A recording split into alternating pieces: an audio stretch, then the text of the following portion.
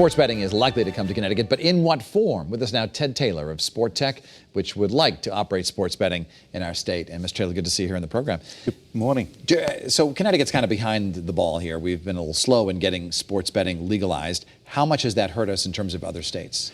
I think it has hurt us because what we've seen in my business and the tribal casinos as well is that people have been driving to Rhode Island and New Jersey and New York to place their sports bets, and they've taken their other business with them. So we saw it last year in certain locations, a direct impact. And when you combine that with the two new casinos in Massachusetts, it's hurtful. In your view, if it were completely up to you, how would it work here in Connecticut? Where would people place these sports bets? Well, in the perfect world, you'd give a monopoly to my company, but that wouldn't be fair.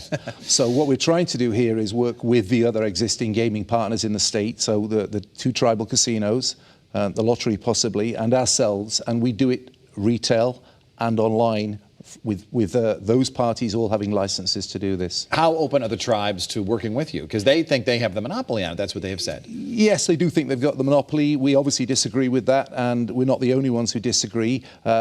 We're very open to working with them. We've been consistent in saying that. And I have to say, I think that there seems to be a little bit of a move to, say, more amenability on that front lately.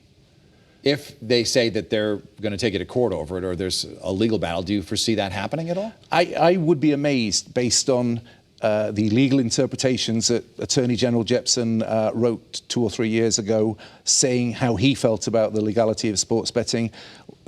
Multiple lawyers have been involved, and nobody wants to get into a discussion about that. But you know, we're fairly sure that the tribal compacts, memorandum of understanding, don't give the tribes exclusivity to sports betting. It's the right of the legislature to decide. For some of our viewers who may not understand how sports betting works, would you go to a venue to place the sports bet? Could you do it at home on your computer? How would it work? So both. Worldwide, it's been proven that something like 70% of people will place their bets online one way or another.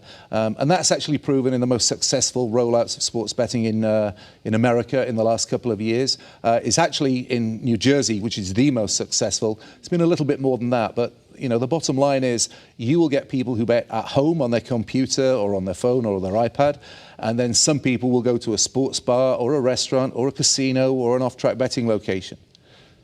How does the legality of this work? Do you have to be in Connecticut to place the bets? Can you be an out-of-state resident here play it? There's multiple ways that you can do it. Yeah, an out-of-state resident would need to be in a location, because I think that Connecticut will only be allowed to offer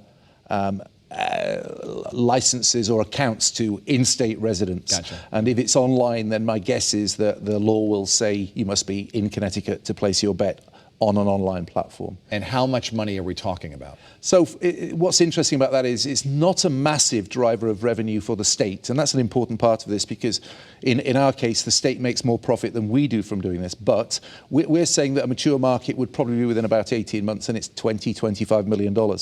But there's another side to it, and the important side is it helps us to be competitive, so our 350 people are important.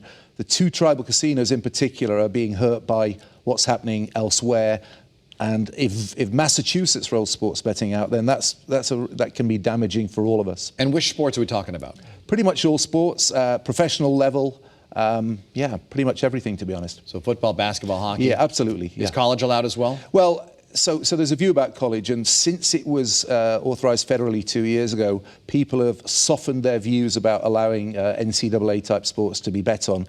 And the reason is they're already being bet on illegally, so let's let them be bet on with the legal providers so that the relevant controls of betting can be applied, i.e. you can see who's placing the bets.